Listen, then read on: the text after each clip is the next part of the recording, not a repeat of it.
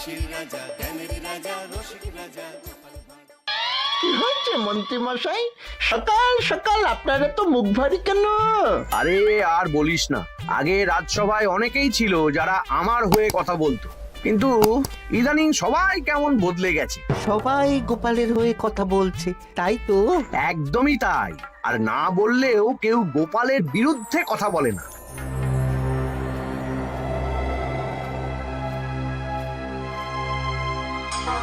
কি মন্ত্রী মশাই, আজকাল তো আমার কথা আর মনেই পড়ে না, ভুলে গেছেন নাকি? আরে না না ভগবান, তুমি হলে আমার তুরুপের তাস। ঠিক সময়ে ঠিক সুযোগ এলে তোমাকেই ডাকবো। একটু দেখবেন। হ্যাঁ, আরে নিশ্চয়ই নিশ্চয়ই। এই চলি রে, আবার রাজসভায় যেতে হবে।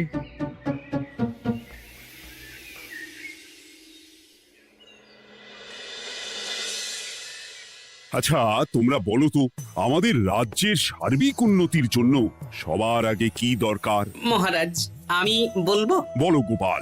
সততা আর শিক্ষা, এই দুটো জিনিস মানুষের মধ্যে থাকলে রাজ্যের উন্নতি কেউ আটকাতে পারবে না মহারাজ। একদম ঠিক বলেছ পণ্ডিত, তুমি তো শিক্ষার কাণ্ডারি। তুমি কি বলতে চাও এই ব্যাপারে? মানে কিভাবে শিক্ষার আরো উন্নতি করা যায়? মহারাজ, আমি তো মনে করি পুঁথিগত শিক্ষাই শুধু শিক্ষা নয়, মানুষের ভেতরে যে পূর্ণতা আছে সেটাকে ফুটিয়ে তোলার নামই হলো শিক্ষা। যেমন? কেউ যদি খেলতে ভালোবাসে সে খেলোয়াড় হবে, গান করতে ভালোবাসলে সে গায়ক বা গায়িকা হবে। আমি প্রত্যেকের মধ্যে লুকিয়ে থাকা এই বিশেষ বিষয়গুলিকে তুলে ধরার জন্য কিছু করতে চাই। তা এটা করার জন্য কি দরকার? প্রথমত অর্থের প্রয়োজন। আমাদের আরো অনেক টুল খুলতে হবে, সেখানে এক একটা জায়গায় এক এক রকমের শিক্ষা প্রদান করা হবে। এটা ভালো প্রস্তাব। আমাদের রাজ্যে গায়ক, নৃত্যশিল্পী, অঙ্কন শিল্পী, খেলোয়াড় সব তৈরি হবে। দেশ বিদেশে রাজ্যের নাম উজ্জ্বল হবে। মহারাজ, একদম এসব উল্টো পাল্টা খরচ করবেন না। কেন কেন? মহারাজ, রাজকোষে প্রথমত বেশি অর্থ নেই, যে কোনো সময় যুদ্ধ লাগতে পারে। তাই আমাদের উচিত প্রথমে এসব না করে কামান, গোলা বারুদ, ঢাল, তরোয়াল এসব কেনা। ঠিকই বলেছ। কদিন ধরেই শুনছিলাম সীমান্তবর্তী এলাকায় ইংরেজ সেনারা নাকি ঘুরঘুর করছিল। পণ্ডিত মশাই, আপনার এই সব পাণ্ডিত্য অন্য জায়গায় ফলাবেন কেমন? এসব করে লাভের লাভ কিচ্ছু নেই। কাউকে যদি ইংরেজরা গুলি করে সে কি গান শোনাবে? হ্যাঁ, মন্ত্রীর কথায় যুক্তি আছে। মহারাজ, আপনি বরং পণ্ডিত মশাইকে কিছুদিনের জন্য ছুটি দিয়ে দিন। পণ্ডিত মশাইয়ের মাথার একটু বিশ্রাম দরকার। হ্যাঁ পণ্ডিত, তুমি বরং দিন 15 জন্য তীর্থে ঘুরে এসো। যথা আজ্ঞা মহারাজ।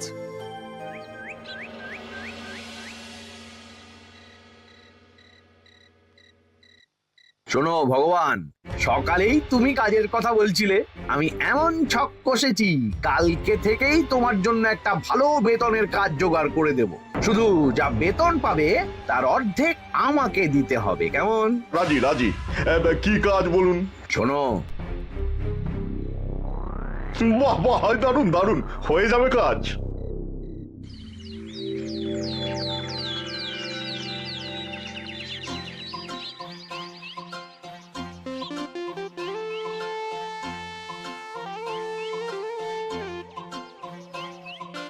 এই সকাল সকাল রাস্তায় ঘুরঘুর করছিস কেন? পড়াশুনো কি শিখেই তুলে দিয়েছিস? পণ্ডিত মশাই তীর্থে গেছেন, এখন আমাদের ছুটি। দুপুর বেলা ভাত, রাতের বেলা রুটি।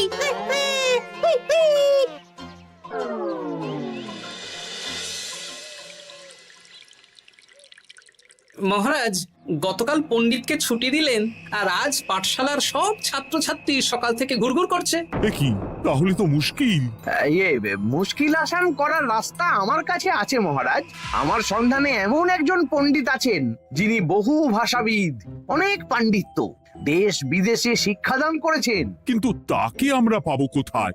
তিনি কৃষ্ণনগরে ঘুরতে এসেছেন, শুধু ওনাকে বেতনটা একটু বেশি দিতে হবে, এবং তিনি এই রাজ্যের যে কোনো মানুষের চেয়ে বেশি শিক্ষিত। তার পড়ানোর ধরনই আলাদা। সে কোথায়? আমি তাই ওনাকে আজকে রাজসভায় আসতে বলেছি। মহারাজ, আপনার সাথে একজন দেখা করতে এসেছেন। দেখুন মহারাজ, বলতে না বলতেই হাজির। ওনাকে ভিতরে আসতে বলো। আচ্ছা মহারাজ।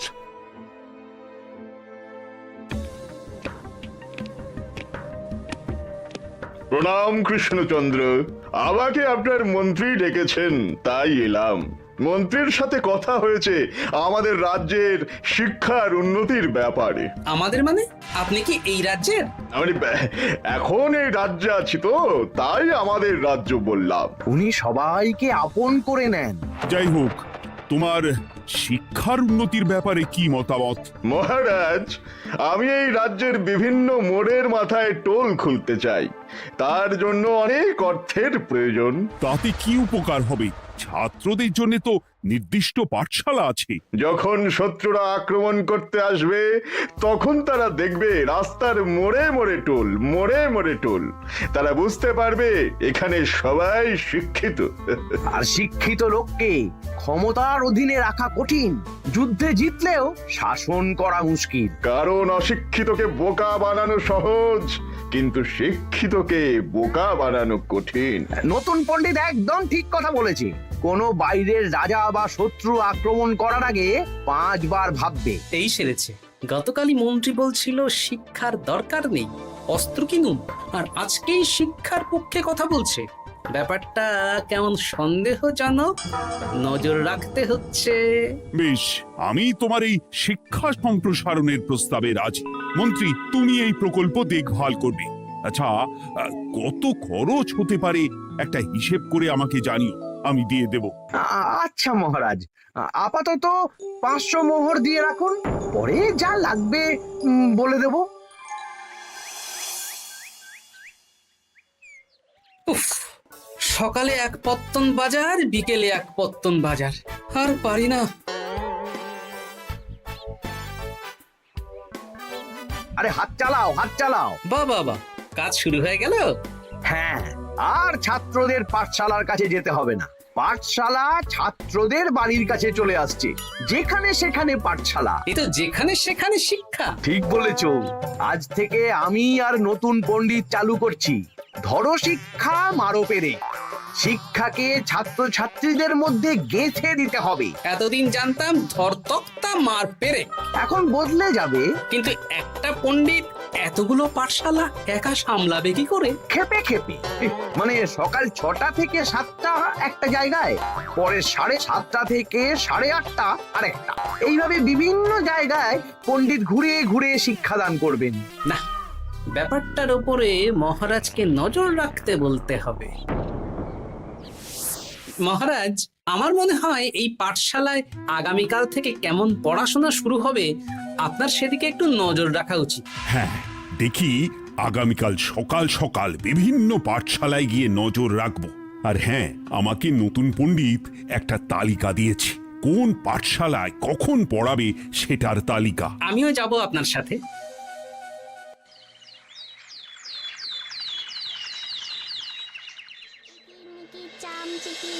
কাটা মজুমদার ধে এলো দামোদর, দামোদরের হাঁড়ি কুড়ি, দুয়ারে বসে চাল কুড়ি। দেখি কুটি, তোরা এই কিরমিকির খেলছিস?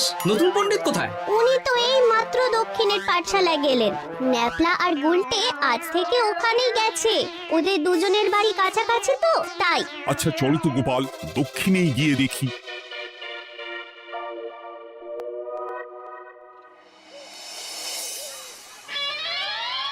দেখি এখানেও তো নতুন পণ্ডিত নেই। নতুন পণ্ডিত মশাই আমাদের একের নামটা মুখস্থ করতে দিয়ে চলে গেলেন। একের নামটা? এসব কি হচ্ছে? শিক্ষার নামে অর্থের জলাঞ্জলি মহারাজ। না, আজই রাজসভায় এর বিচার হবে। মন্ত্রী, আমি যা দেখলাম তাতে শিক্ষা তো কদিন পরে লাটে উঠবে। আমার এক ভাগ্নি তো আজ পাঠশালায় গিয়ে লুকোচুরি খেলেছে। নামমাত্র পড়াশুনো আর বাকি সময় খেলা, এভাবেই বয়ে গেল বেলা। মন্ত্রী, এই তোমার নতুন পণ্ডিতের দৌড়। মহারাজ, একজনের পক্ষে এতগুলো পাঠশালায় শিক্ষাদান তো সম্ভব নয়। তার জন্য তো আরো পণ্ডিতের প্রয়োজন, আর তার জন্য চাই আরো অর্থ। আবার অর্থ? শুধু মহারাজের অতিরিক্ত অর্থ খরচ হবে বলে আমি আগে এই প্রস্তাবটা রাখিনি। বেশ, তা আর পণ্ডিত কোথায় পাবে? আমাদের নতুন পণ্ডিতের কাছে অনেক পণ্ডিতের সন্ধান আছে। উনি একটা হাঁক মারলেই সব চলে আসবে। বেশ, তাহলে তাই ব্যবস্থা করো। এভাবে শিক্ষার অবনতি আমি চোখে দেখতে পারবো না। আরো 300 মোহর লাগবে। পেয়ে যাবে। এ তো দিনে দুপুরে ডাকাতি, ব্যাপারটা ধরতে হবে। কিছু একটা ঘোট তো আছেই। আর নতুন পণ্ডিতদের যদি কোথাও একটু থাকা খাওয়ার ব্যবস্থা করা যায় তাহলে ভালোই হয়। রাজবাড়ির অতিথিশালা তো আছেই, ওখানেই না হয় ব্যবস্থা করে দেব।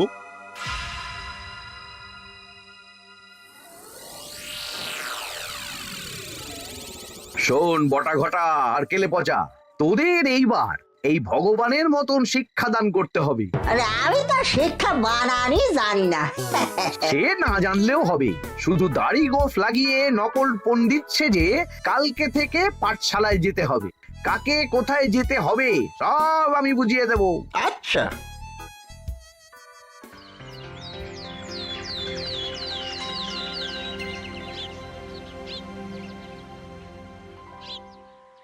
আচ্ছা বল তো, গতকাল তোদের বাড়িতে কি কি রান্না হয়েছিল? ভাত, মসুর ডাল আর লাউ ঘন্ট। লাউ ঘন্টের মধ্যে চিংড়ি ছিল? না। তা আজকে কি রান্না হবে? আজকে সকালে বাবা বাজার থেকে পাকা কাতলা এনেছে। কাতলা মাছের পাতলা করে ঝোল হবে। আর তোর? আমাদের আজ নিরামিষ, এই কবজি ডুবিয়ে সবজি ভাতি খেতে হবে। বেশ।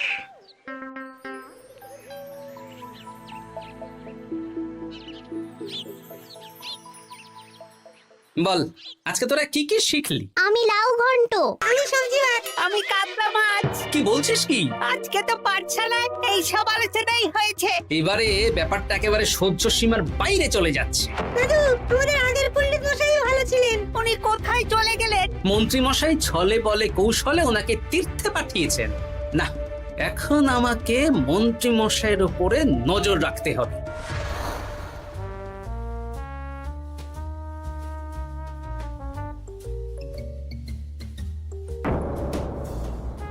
পাঠশালায় পড়ানোর ব্যাপার তো বিকেলেই মিটে গেছে।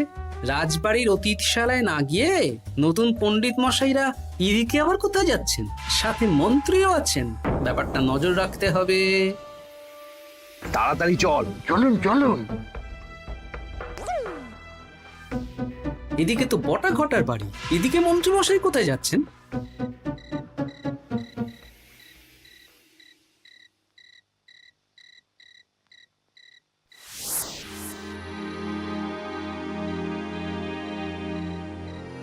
তারপর তোমরা সবাইকে কি শিক্ষা দিলে? শিক্ষা? সে আমাদের শিক্ষা নেই, চুরি করে দিন চলে। আমি কি করে শিক্ষা দেব? আরে ছাইপাশ দাড়ি গোঁফ থাকলে কি কুটকুট করে। যা বলেছিস বটা। আরে আরে আহারে করছিসটা কি? ভালো রোজগার পাতি কি তোদের সহ্য হচ্ছে না নাকি? ভগবানকে দেখ, সেই কবে থেকে দাড়ি গোঁফ লাগিয়ে পণ্ডিত মশাই সেজে আছেন। আমারও প্রথম দিন একটু সমস্যা হচ্ছিল, এখন সামলে নিয়েছি। আর আমাদের এই সব আলোচনা একদম করা উচিত না। বলছি মন্ত্রীমশাই, আমি কি শুধু এই পাঠশালাতেই পণ্ডিতের অভিনয় করব, নাকি রাজসভায় বসার সুযোগও পাবো? কালকেই এই ব্যাপারটা দেখছি। আগে তোমাকে রাজসভায় ঢোকাবো, তারপর এক এক করে বটা ঘটা কেলে পচা সব আমার দলের লোককে রাজসভায় ঢুকিয়ে নেব। আর রাজসভার বাকি সদস্যদের ফাঁকা করে দেবেন। একদম তাই। মহারাজ সহজ সরল মানুষ, এটাই একটা বড় সুবিধা। আচ্ছা, এই ব্যাপার। ঠিক আছে, আমি কদিন পরে ঠিক সময়ে একদম হাটে হাঁড়ি ভাঙবো।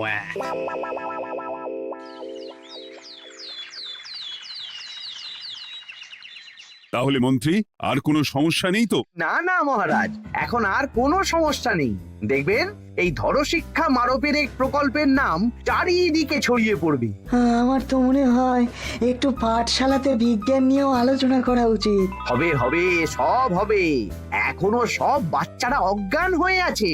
আগে শিক্ষায় জ্ঞান ফিরুক, তারপরে না হয় বিজ্ঞান নিয়ে আলোচনা করবে। বিজ্ঞানী তো প্রস্তাবটা খারাপ রাখেনি। তুমি কি বেশি বোঝো? তাহলে তুমিই তো বিজ্ঞান শেখাতে পারো। আমি কবিরাজি শিক্ষা দান করতে পারবো। তোমার কবিরাজি শিখতে কেউ রাজি নয়, চুপ থাকো। আহ, দেখাই যাক না বাচ্চারা কেমন শিক্ষা লাভ করে।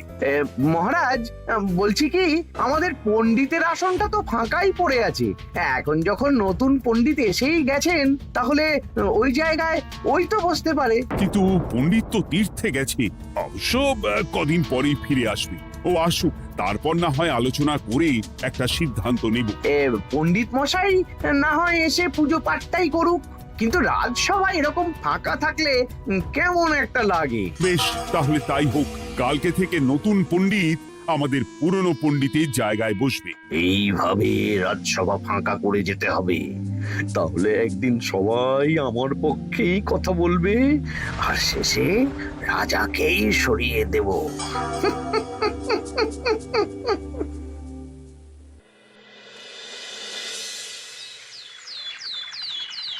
মহারাজ, সর্বনাশ হচ্ছে চারিদিকে। চলুন চলুন, আমি পুরো বিষয়টা ধরে ফেলেছি। কি ধরে ফেলেছো? শিক্ষার নামে ষড়যন্ত্র চলছে মহারাজ। রাজসভায় চলুন, সব বলছি। আচ্ছা আচ্ছা, আসছি।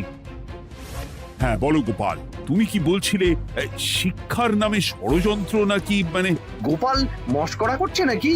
রাজ্যে দারুণ শিক্ষাদান চলছে। মহারাজ, আমি দেখে ফেলেছি আমাদের নতুন পণ্ডিত আসলে কোনো পণ্ডিত নন। ইনি আপনাকে, আমাদের সবাইকে বোকা বানাচ্ছেন। তাই নাকি? ডাকো দেখি নতুন পণ্ডিতকে।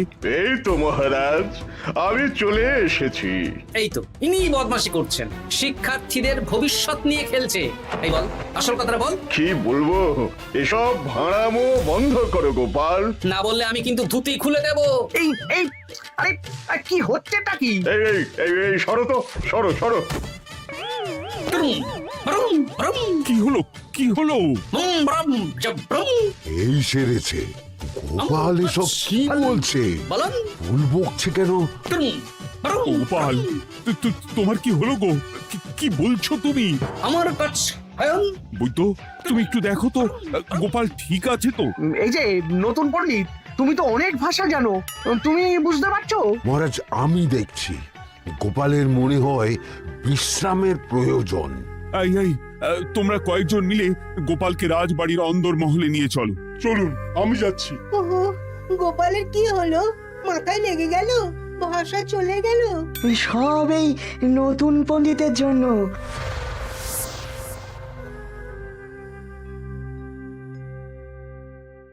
ভাল খাচ্ছ কাছ হায়ন মাস্টার কাছ। মহারাজ, আমার মনে হচ্ছে গোপালের বাইরে থেকে কিছু হয়নি, ভিতর থেকে কিছু হয়েছে। নাড়ি স্পন্দন, হৃদস্পন্দন সব ঠিক আছে। আমার বড় যাব ভ্রম। কিন্তু গোপাল কি ভাষা বলছে বোঝা যাচ্ছে না। নতুন পণ্ডিত, একবার চেষ্টা করে দেখো না। আমার কথা হয় না। এসব তো আমি কিছুই বুঝতে পারছি না মহারাজ। আপনি যে এত দেশ বিদেশে ঘুরেছেন, আপনি বুঝতে পারছেন না? এ আমার এখতিয়ারের বাইরে। তোমার বাকি পণ্ডিতদের নিয়ে আসো তো, যারা পাঠশালায় পড়ায়। আমি বুঝতে পারছি না, বটা ঘটা কেলে পচা কি বুঝবে? আমার বড় যাব ভ্রম। চপ করো ঘট, নল খাব মরব। কিছুই তো বুঝতে পারছি না। রাজসভায় কাউকে না দেখতে পেয়ে এখানে এলাম। ওই তো আমাদের পুরনো পণ্ডিত চলে এসেছে। শুনলাম গোপালের নাকি কি হয়েছে। এই পণ্ডিত, তুমি দেখো তো গোপালের নতুন ভাষা উদ্ধার করতে পারো কিনা। কি গোপাল, তুমি কি ভাষায় কথা বলছো? আমার অতর ভাষ কত বলো। ওই দেখো আবার কি সব বলছে। আমো বছর তো পড়ছো, সবার সাথে মস্করা করছো। তম ঠক ধরছ।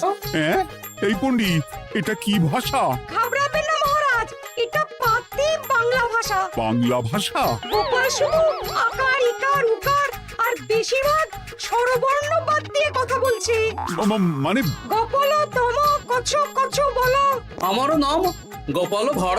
মহারাজ, গোপাল বলল আমার নাম গোপাল ভর। আমার অত বকন মহারাজ। এর মধ্যে আকার ইকার উকার এসব বসিয়ে দেখুন তো কি হয়। আমার নাম গোপাল ভাঁড়। আমার নাম গোপাল ভাঁড়। অত, আমি অত, বকা বোকা, নই মহারাজ, মহারাজ। আমি অত বোকা নই মহারাজ। এই তো সুন্দর ধরে ফেলেছেন। কি কেমন দিলাম? দেখলে আমাদের রাজ্যে মন্ত্রী ধরে আনা পণ্ডিতের পাণ্ডিত্য। সব এক একটা গাধা। হ্যাঁ, এ কি ভগবান, বটা ঘটা কেলে পচা। মহারাজ, এখান থেকে কি বুঝতে পারলেন? কি? শিক্ষার বাইরেও অন্যভাবে সমস্যার কি করে সমাধান করা যায়, তাও শুধুমাত্র উপস্থিত বুদ্ধি দিয়ে, যেটা আমাদের রাজপণ্ডিতের আছে। তা তো দেখতেই পাচ্ছি। আর সেই জন্যেই মন্ত্রী ওনাকে সরাতে চেয়েছিলেন, আর কিছুদিনের মধ্যে সব সভাসদদের সরিয়ে দিতেন। আমি সব মতলব শুনেছিলাম, আর এই দিনটার জন্য অপেক্ষা করছিলাম। আজকেই তো পণ্ডিতের তীর্থ থেকে ফিরে আসার কথা। তাই আজকে এই ছোট্ট নাটকটি করলাম। এবার মন্ত্রী আর এই 4 জন নকল পণ্ডিতকে আচ্ছা করে কারাগারে গিয়ে ধোলাই দাও। ধোলাই হলো ওনাদের জন্য উপযুক্ত এবং উচিত শিক্ষা।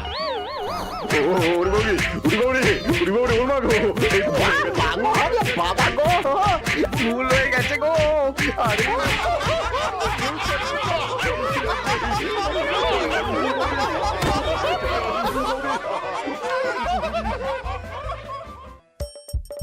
হাসির রাজা জ্ঞানের রাজা